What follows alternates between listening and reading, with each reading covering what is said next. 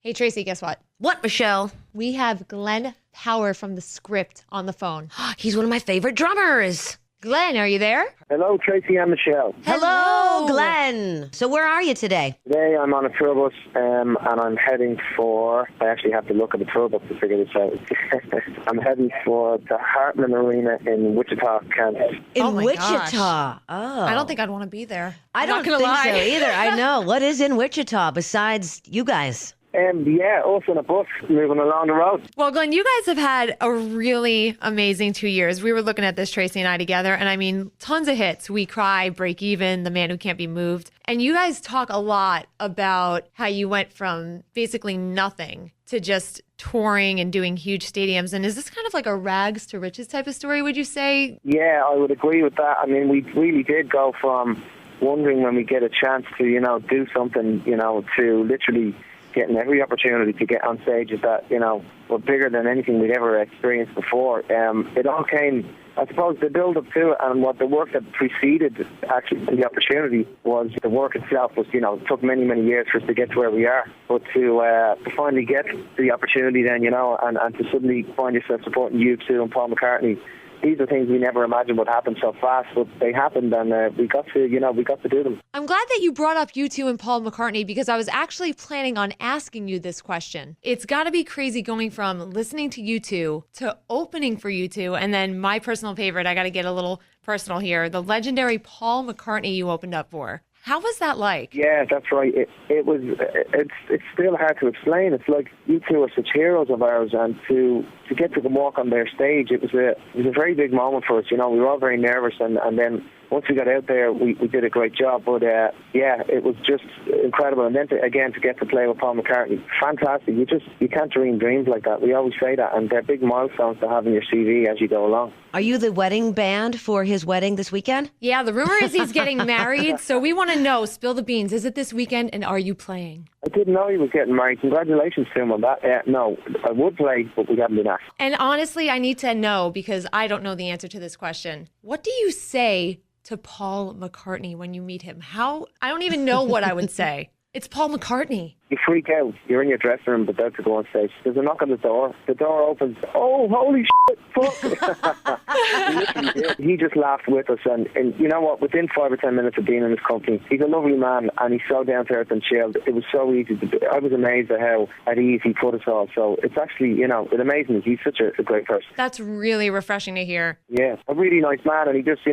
gave us some tips on how to play to such a big place that we were about to play in and asked us how we were doing. He cared about how we felt, Ooh, what did he tell you? What were his pointers? Mention the city that you're in, and he mentioned the story where he said the wrong name of the town one night where he was playing. Would you have rather gotten tips and pointers from Ringo, though?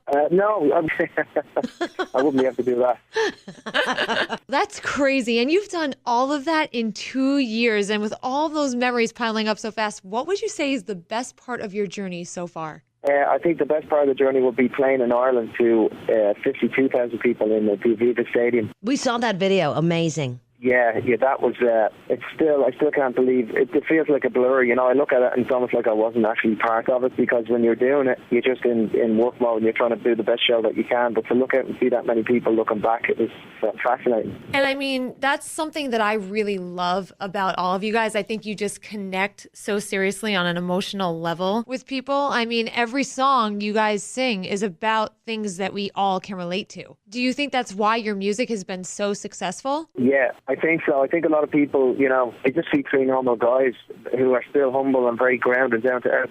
Honestly, don't feel any different than I did in the beginning. I was out signing stuff the other night with fans, and they were saying thanks to me for, signing stuff. And I was like, no, thank you for waiting to meet us. And even when they want another picture, they'd say to me, is it okay if we take a second picture? And I'm like, of course. Yeah, and everything is so personal. You really care about your fans. And we literally do.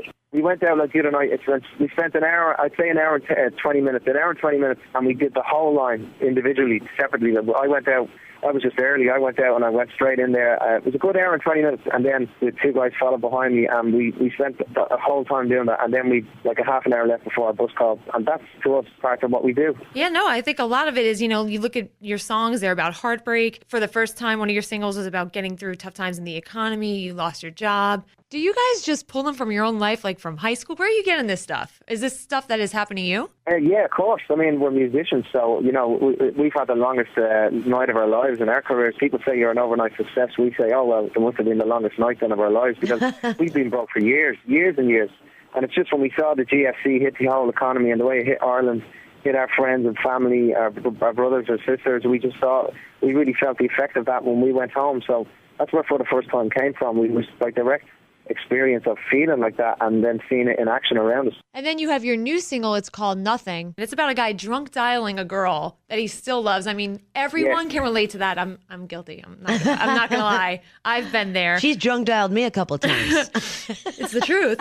Yeah. So tell me a little bit more about the new single, because the music video is pretty simple too. It's just you guys getting drunk at a bar. It's so simple but so beautiful in a way. Yeah, we tried to keep it simple and not make it too complicated. The new single is just basically about the three of us in the bar and Danny singing the song to us, and we're trying to calm him down, and then he jumps off the bridge into the water. It's just about the desperation of a love and trying to reach out, and when you call that person, you get nothing at the other end. That's really what the whole song is reflecting, That's deep, man. That's deep. Hey, I want to know why you're not a huge fan of traveling. Because you said in a little interview thing that you just don't like traveling. Is it because you don't like flying? Is it a big pain, a hassle to do the traveling? The traveling part is, you're away from home, you miss your family, your friends. It's the only part that we find tricky because there's just so much road time, and we do a lot of it on a bus, so you can be a bit boring sometimes. But, I mean, the best part is the gigs. So when you get on stage, it takes away all the pain of that. But, yeah, if there's any part of it that I wouldn't be mad about, it's definitely the traveling.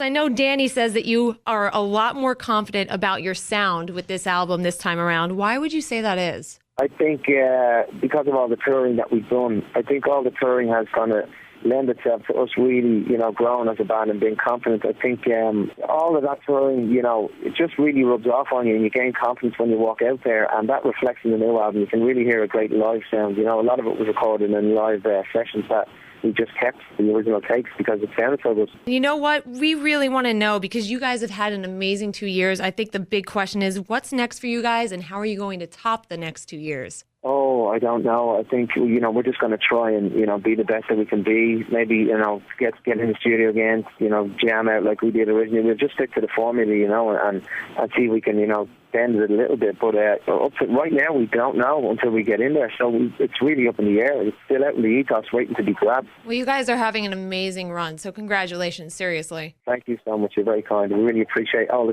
support we're getting in America. It's amazing. Yeah, and by the way, when I get rich and can actually afford to go to Ireland, I'm a food junkie, and I kind of need to know, what do you recommend I go eat? Oh, you'd have to go to a pub called Johnny Fox's, which is the highest pub in Ireland. It's up in the mountains, and they do lovely seafood and mussels and oysters and all, so you need to go up there. You've got to try it. I'm telling you, it's amazing. I absolutely will. Thank you so much for the tip. And since we're on the topic of Dublin, do you think that the music scene over there has had an influence on your sound and has been a part of your success here in the States? No, I personally would say I don't think so. I think it's really down to the three of us and what we do individually, and when we bring that all together, I think that's what the sound is, I think that's what's really made us who we are. Absolutely. Okay, and I've got to say something. Speaking of sound, I'd like you to say 3 words for me. Okay, go ahead. I would like to have you say Dublin. Dublin. Actually. And record.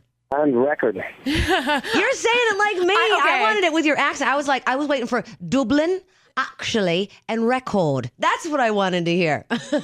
Oh, Dublin, actually, and record. Much better. Now, you just got to pass this one final test. All you have to say with your sexiest accent, Michelle and Tracy, you are so sexy. Okay, I can do that.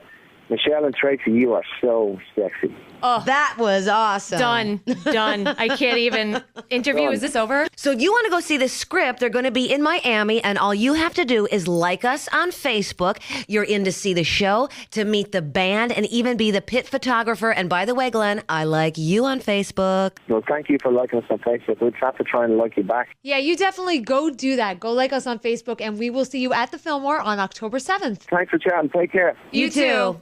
Adios. Bye-bye. Adios.